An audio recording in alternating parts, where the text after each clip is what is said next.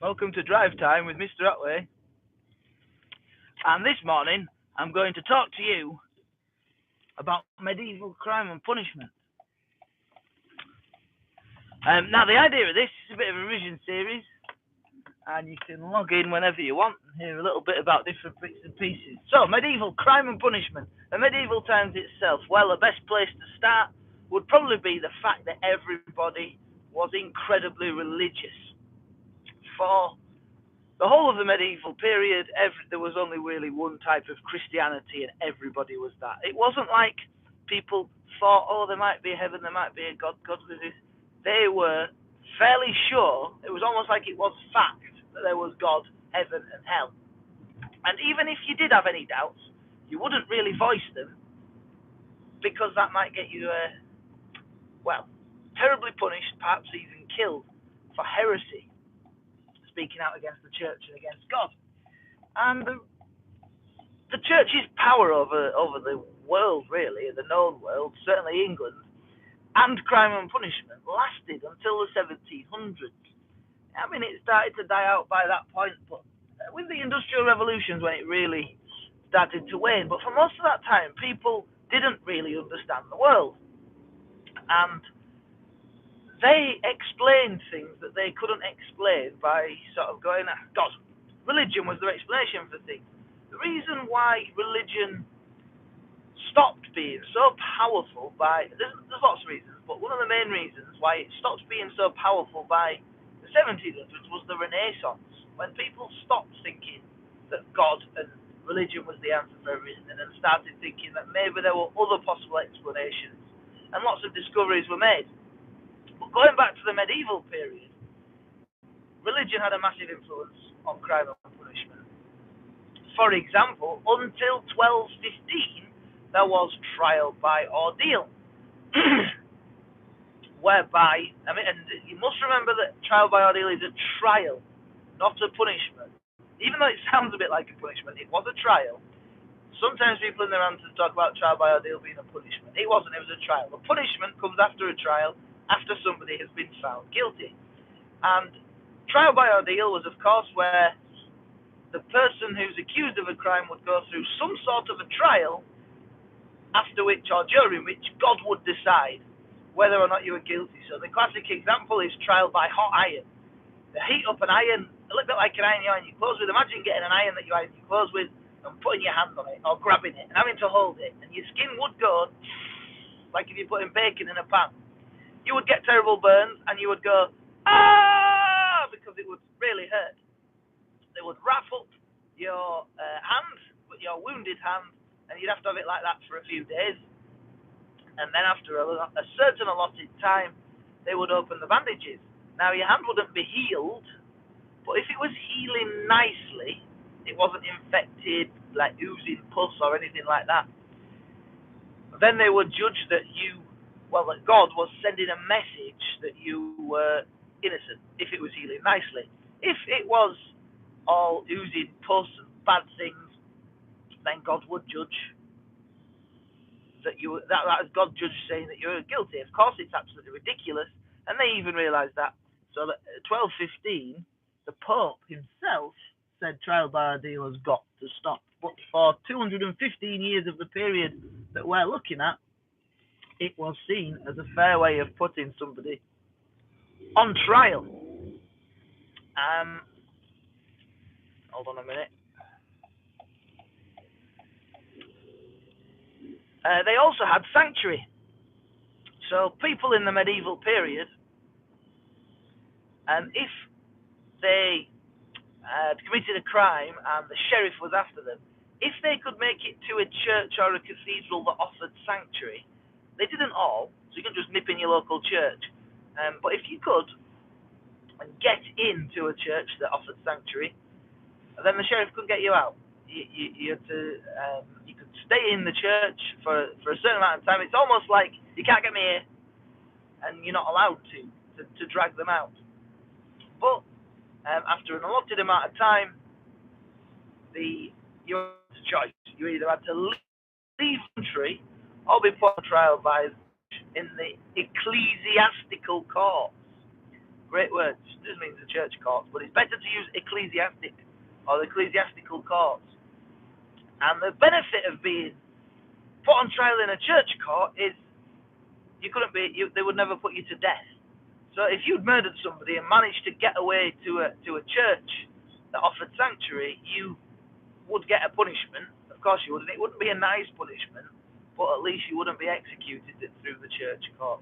So there's another example of the church having massive power. They had their own church courts. William the Conqueror brought the church courts into being. And the upshot of that was, if you were in the church, if you were a clergyman, which means you worked for the church, you could be tried in the church courts. And that was like being put on trial by your mates. Imagine you did something wrong at school, and your mates were the ones who were going to decide what your punishment was. You'll get a punishment because you don't want the thing to be a joke, but it's not going to be as severe a punishment as you might get if you were tried in the courts that everybody else got tried in. And by the way, the word for that is secular. So you have the church courts and the secular courts. Secular is a word that means not the church. It's a bit weird to us thinking now that we have a word for things not the church. But what you've got to remember is, in the medieval times, the church was just absolutely central to their lives. So it made sense to have a word for things not the church, like secular. The other thing to bear in mind about medieval crime and punishment is there wasn't really a standardized system. It was a bit higgledy-piggledy. I wouldn't use higgledy-piggledy in your exams, largely because I wouldn't know how to spell it.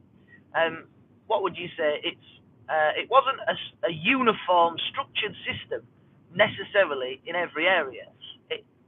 It was like there was a sheriff in all the different areas in charge of the law and order in the shire, but how law and order was carried out in different shires depended on the sheriff and how they felt about law and order. The sheriff had massive power.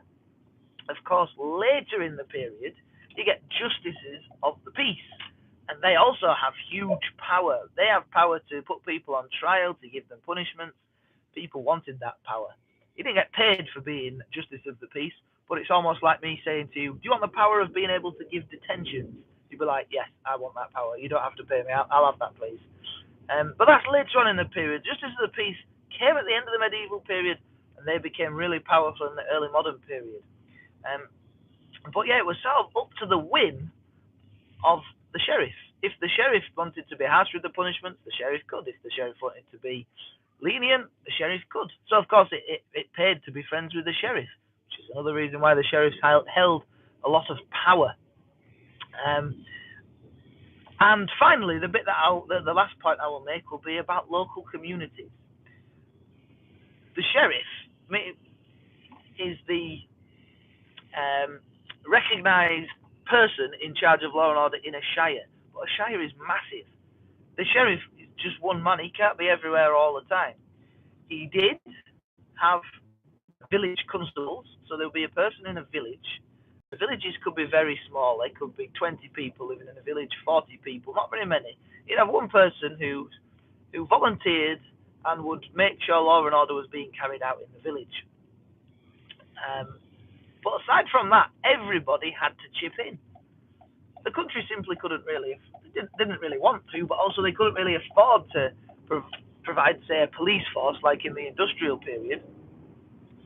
So everybody had to chip in, and that meant that if somebody was caught committing a crime, the person witnessing it would shout and make a fuss, and everybody had to come running, which of course was the hue and cry. If you didn't come running, you would get punished. So it's not like you kind of can decide, can't be bothered today, got things on. You had to go, or you were going to get punished. Also, there was tithings, of course, where when you reached 12, you had to be put into a group of 10. I assume that people didn't always fit into multiples of 10, but that was the idea. And you had to be responsible for each other's behaviour. And if one person in the tithing committed a crime, the tithing itself was expected to bring them to the sheriff to trial at one of the courts. And if they didn't, and the tithing was found not to do that, the whole of the tithing could be punished. It's collective responsibility. And there you go. That's a bit of medieval crime and punishment. The big thing to remember is but it wasn't uniform and structured the way that law and order was later, and of course the church had a massive influence. I will say one more thing. Generally speaking, local communities are the ones who carried out law and order. They're the ones who did the law enforcement. Everybody was supposed to take part in doing law enforcement in a local community. But although they carried out law enforcement and brought people to trial and tried to stop them committing crimes, local communities didn't have much power at all, if any power, over law and order itself. Power over law and order rested mostly with the king, but also to a large extent with the church and with religion for the reasons I've already mentioned. So there we go. There's your first drive time with Mr. Otway. Hopefully that was useful.